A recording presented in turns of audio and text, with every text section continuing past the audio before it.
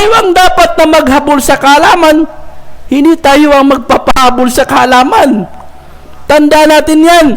Tayo ang may kailangan sa kaalaman. Hindi ang kaalaman ang may kailangan sa atin, bro. Tayo ang may kailangan sa Islam. Hindi ang Islam ang may kailangan sa atin, mga bro. Tama, hindi?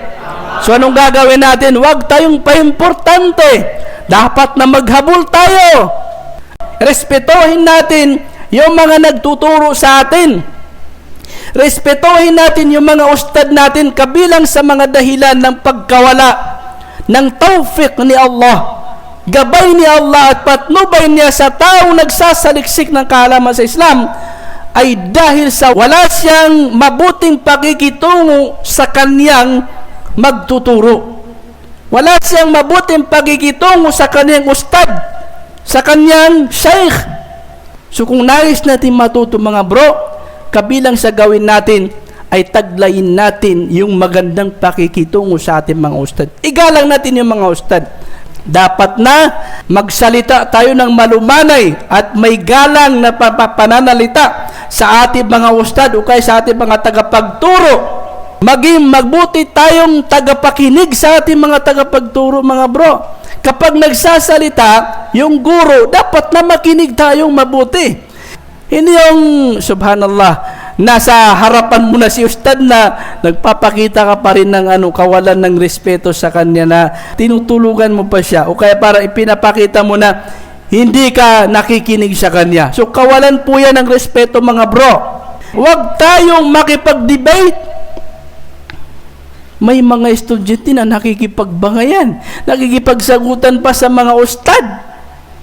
Subhanallah, kawalan po yan ng respeto, mga bro. Iwasan natin yan. Huwag tayong magtanim ng galit o kaya sama ng loob sa ating guro. Ha?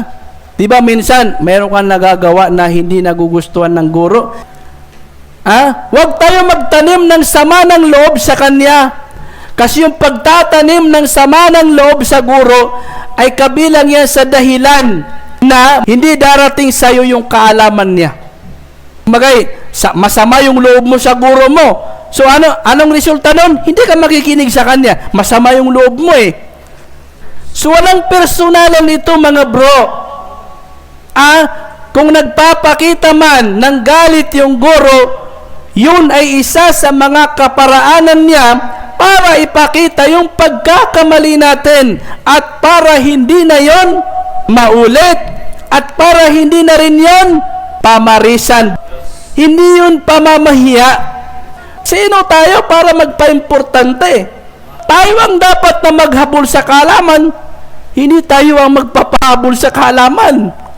Tanda natin yan. Tayo ang may kailangan sa kaalaman, hindi ang kaalaman ang may kailangan sa atin, bro.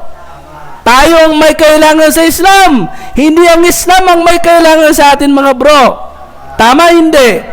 So anong gagawin natin? Huwag tayong paimportante. Dapat na maghabol tayo. Huwag tayong mag-inarte dito. Na kapag napagalitan tayo ng ustad, grabe naman si ustad, ayaw ko na nga mag-aaral.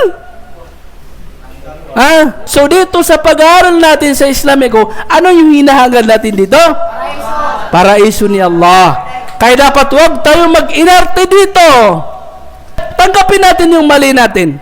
Huwag tayong mag-inarte. Hindi ko to sinasabi dahil ako'y guro ninyo. Sinasabi ko to sa inyo dahil ito ay subok namin at ito ang natutunan namin sa mga nagturo sa amin ng Islam. Nakuha natin, mga bro?